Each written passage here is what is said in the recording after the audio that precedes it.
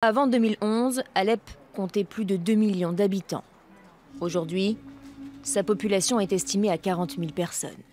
Située au nord de la Syrie, à 35 km de la frontière turque, la ville est toujours la deuxième du pays, même si depuis la guerre, elle est anéantie par les bombardements.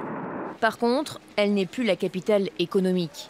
Cet ancien carrefour routier et ferroviaire qui bénéficiait d'un marché commercial très actif et d'une zone industrielle aussi grande que la ville est aujourd'hui en ruine. Bon nombre d'usines ont été démantelées et vendues hors du pays. Alep est désormais à l'image de la Syrie, divisée.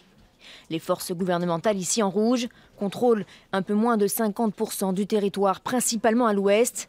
Elles contrôlent aussi l'aéroport à l'est. Les Kurdes, eux, représentés en jaune, se concentrent dans le quartier de Sheikh Maksoud. Reste la partie verte aux mains des rebelles, composée d'une multitude de groupes, notamment le Front al-Nosra, la branche syrienne d'Al-Qaïda et l'armée syrienne libre.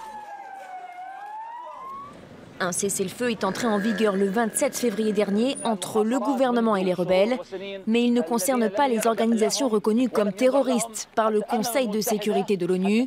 Les frappes contre le Front al-Nosra notamment se poursuivent donc, y compris celles contre l'organisation de l'État islamique, qui se concentre hors de la ville, à l'est.